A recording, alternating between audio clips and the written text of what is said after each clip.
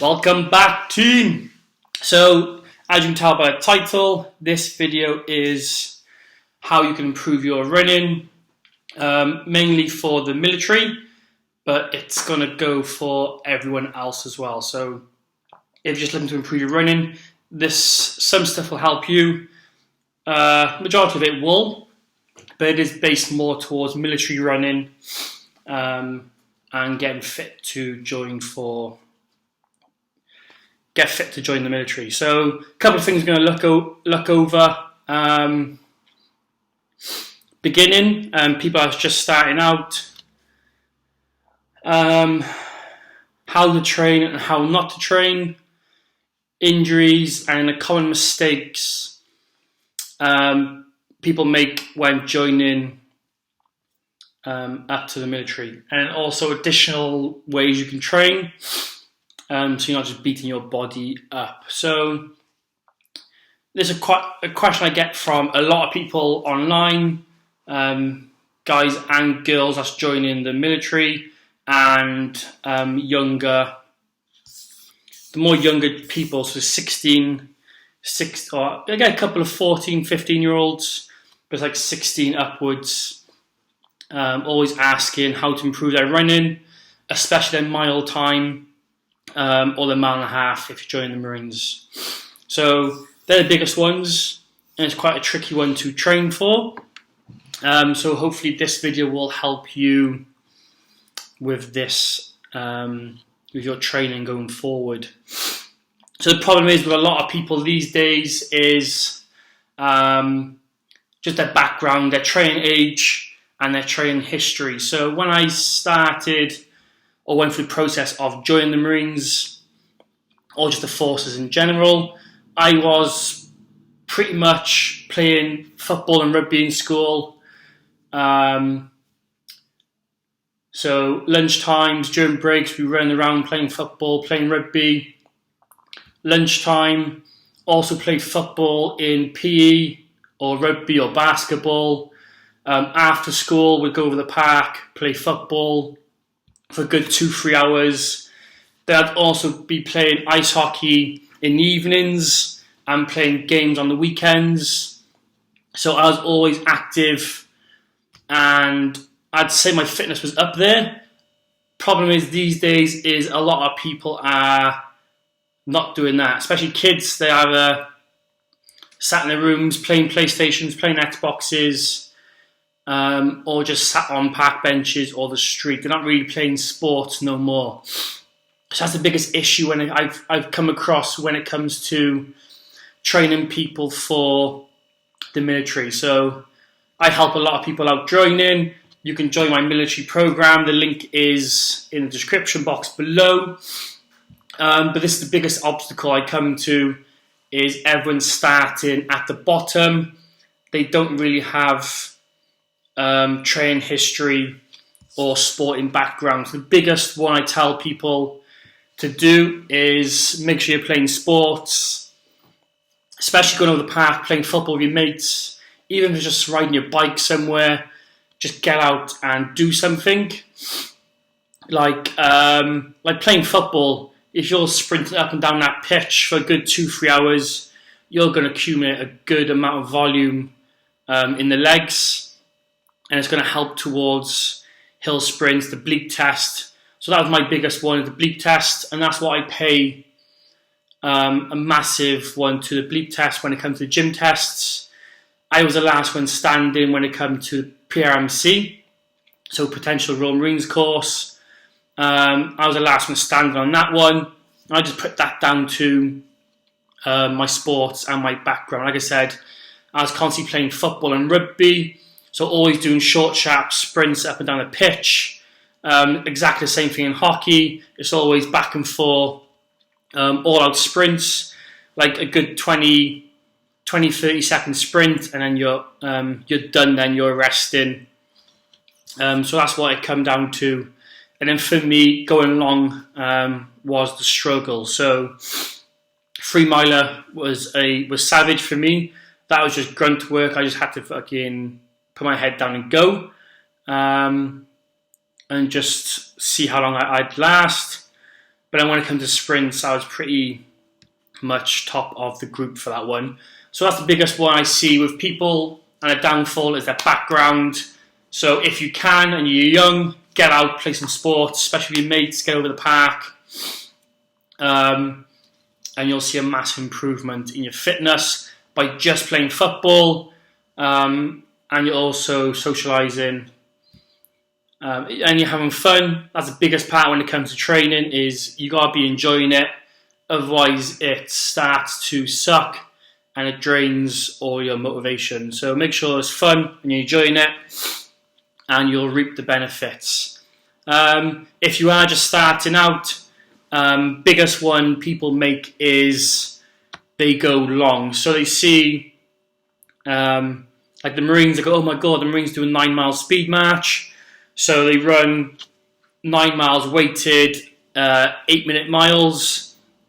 So they think they got to do that, and that's their first run they do. So they haven't ran for years or months or whatever. The first one they do is run 9 miles, or the 3 miler. They go out and just run 3 miles as quick as they can. And then they come to me and say, I got shin splints, my hips hurt, my legs hurt, fatigued. It's just massive. You got DOMs, you can't walk for a week after. And it's just the biggest mistake. I know you're young, and your body can take a beating, but you want to slow that process down and just build the miles into the legs. And that'll take me on to my next point, is don't train one way. Make sure you train short, medium and long. So yeah, if you're starting out, maybe just run to the end of the street and back. Next day, run a little bit further, next day a little bit further, or you can go 1 mile, 2 miles, 3 miles, and just slowly increase it that way, and you're building the miles into the legs, and your body starts adapting to the volume you're putting onto it. And like I said, you just don't go out and run 3 miles as fast as you can for your first run, because you'll just destroy your body, and it'll just set you back a lot more than you progress. So you want to progress instead of going back. The point is going out 3 miles, knock you back 2 weeks, and you can't run for 2 weeks because you've got shin splints or you can't walk. So we'd rather just slowly increase, build those blocks, and then go from there. So that's the biggest one for beginners. Start small and build up daily or every couple of days. So maybe go 3 times a week, 4 times a week. Don't overdo it.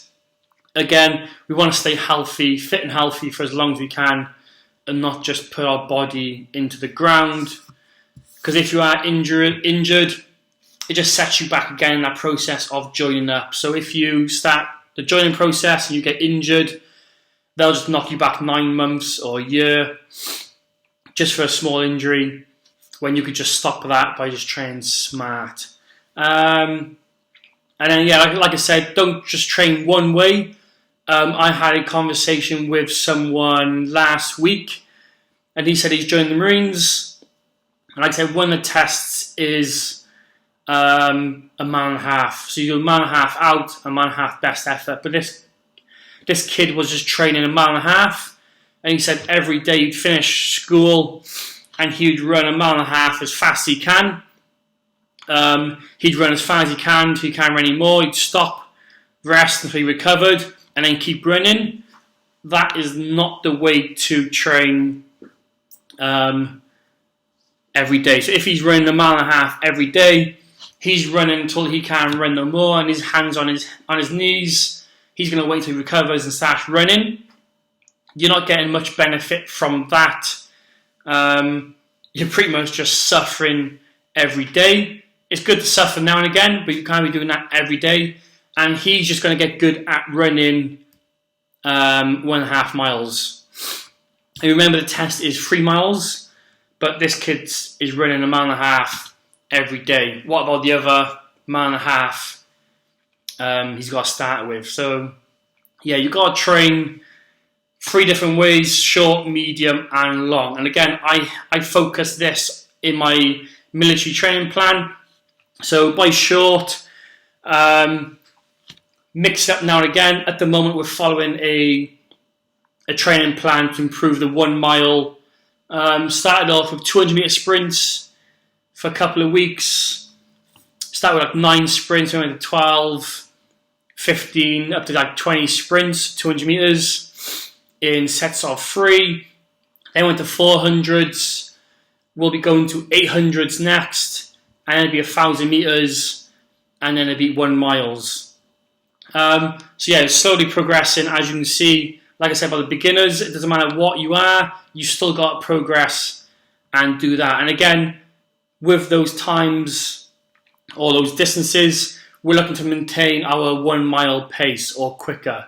So if you run a mile in 6 minutes, those sprints are going to be at your 1 mile pace or a little bit quicker over the time. So we're going to progress and increase that mile time.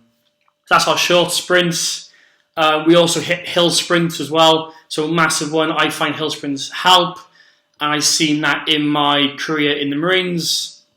Like every 6 months, we would test our 3 miler just to make sure we're still fit and good to operate.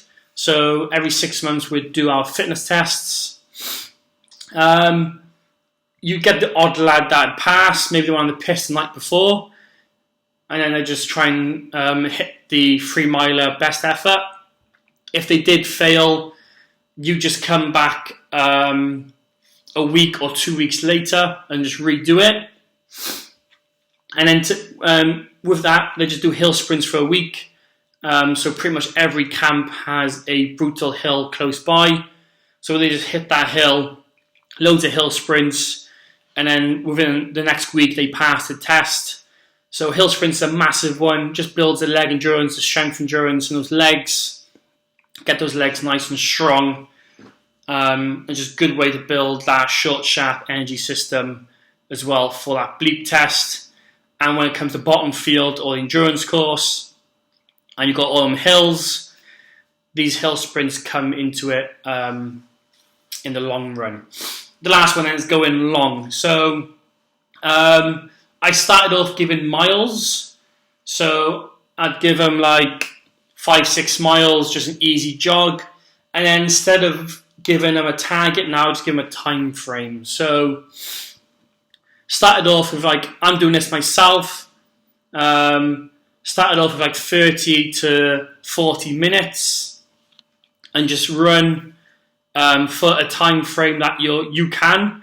So I got a couple of lads that couldn't run 30 minutes without stopping. So I give them a go of running the 30 minutes without stopping. So instead of just running fast and where you got to stop, I told them to slow down and just find a nice comfortable pace you can run for that time frame. And he's found that pace now, and he can hold that. And we're just slowly building that time frame. So we're like week 8 now into the program, something like that. So like each week we just add 5 minutes. I'm doing exactly the same with myself, but I'm basing mine off heart rate training. So I'm basing mine off my heart rate. You guys who follow the program, I've given you a basically just told you to run. You should be breathing heavy, but you should be able to have a conversation while you run. So you should still be running at a comfortable pace where you can talk, but you still got to breathe quite heavy and got to sweat on for this whole time. So that's another way we're going long, and we just do that once a week. Again, just to build miles in the legs. Each week, just slowly increasing that distance. Some lads are running 4K, some lads are running 6K. It just depends where your fitness level is. That's why I give a time frame instead of a distance, because, like I said, some lads are fitter than others. So it just allows them to run at their pace for a time and cover distance instead of giving people distances to reach. So when I said 4 to 6 miles, for some people that could be really tough. And for other people, they could run 50 miles a week. So 5 miles or 6 miles is nothing to them. So that's why I give them a time frame. It's a lot more easier, and people can just look at a watch and just run at a comfortable pace instead of trying to run a certain distance in a certain time. So yeah, there are 3 different energy systems. You want to go short, so I think of a medium. So short is 100 meters, 200 meters. I'd say from 10 meters up to 400 meters, I'd say short. You could even go time frame, so 10 seconds, 20 seconds, 30 seconds. If you're doing hill sprints, depends on how big the hill is, either go a distance or a time. Medium then, I'd say is like 800s or just over 400, so 600 to like a mile, or 1k is medium distance. So you can still hit that high intensity or that fast pace, but we're slowly getting into that that longer distance where you got to start slowing down that pace. So that's where we're going, that 1 mile program we're following at the moment. We're starting short, slowly going medium into that medium distance at the end of that program. So yeah, short is short and sharp. So 10 meters up to 400 meters. So again, 400 meters, you can run that sub-minute if you are a sprinter, but we're still in that 10 seconds to 90-second window. That's what I call short. You got medium then. I'd say we're looking at 2 minutes up to 5 minutes, something like that. So that 1k pace or a 1k distance time, about 5-6 minutes is about 1k. For the average person. For you guys, you should be running it in sub 4 minutes mark. And then long is 30 minutes plus. Again, looking to have a sustainable effort. Whew. Injuries. So a lot of people come to me with, this is a quick one, injuries is shin splints is the biggest one, runner's knee, and then just hips. And this also leads into my mistakes. So injuries and mistakes go together. Biggest mistake, mistakes people make is running with weight, going long straight away, which I covered in that first part of beginners. People go out long and they get injured. Not stretching. So I was a big one for this. A lot of young lads are. Don't stretch. Biggest one when it comes to running is stretching, because you're always hitting that floor, that impact on that floor. Calves get tight, your glutes get tight, your hips, your lower back is all absorbing that that impact on the concrete. So you need to make sure you stretch out your calves, your hips, your back, your hamstrings, just all the lower body. Stretch them out every day, and it'll improve massively. Shin splints is normally tight calves. So the biggest issue when it comes to shin splints, tight calves, running technique, so you probably just slam into that ground instead of just like gliding. And then tightness of your laces is a massive one I also seen. If you put your laces super tight, just cuts off blood flow. You might get that burning sensation in your shins. That could also be down to blood flow getting to your feet or your shins. Just look at loosening off those your shoes a little bit. Your shoes could be causing it also. Like, we're going really into fine details here with shin splints, but if you do start feeling shin splints coming on, I'll just back off, let them recover before they get too much, and they get really bad. You've got to take months off training so they can recover. But yeah, as long as you stretch after every training session, you should be good to go. Again, running every day doesn't help. One of the biggest mistakes people make is running every day. Don't have to run every day. You can just run 3 times a week. And like I said, you can hit the 3 energy systems, short, medium, long. That's your 3 sessions a week. The other days you can do circuit training or strength training to accommodate your training in other ways. You can also go swimming and bike riding. So these are massive alternatives for helping get you super fit while staying impact-free of the body. So like I said, we're running, always having high impact on the lower body. Go swimming or for a bike ride, no impact on the body, but you're still getting super fit, building that fitness, doing these exercises. With a bike ride, you'll have to go long to get some sort of benefit from it. Swimming is a good one, especially if you join the Marines. One of the biggest obstacles or questions I get is, what's a swim test like? What kind of swimming do you do? And I put it in my program. So we go for bike ride once a week and we go swimming once a week. At the moment, it's quite tough with leisure centres being closed. But if you're watching this further down the line, hopefully leisure centres are back open.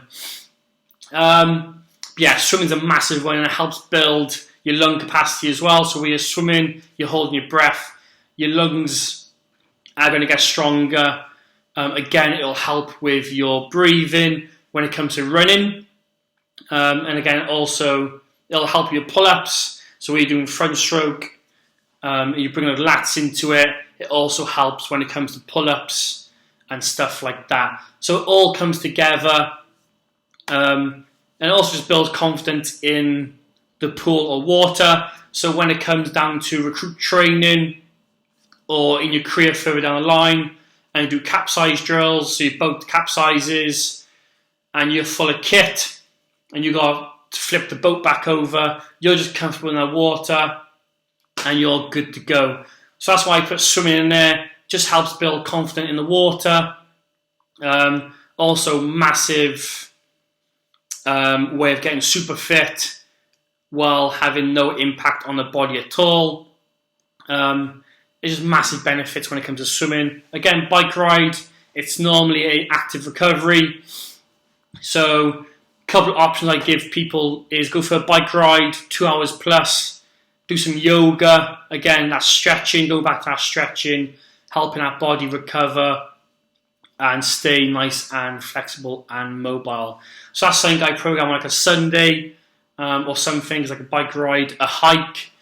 Again, just getting the miles in the legs, but getting outside into that fresh air, or just some yoga.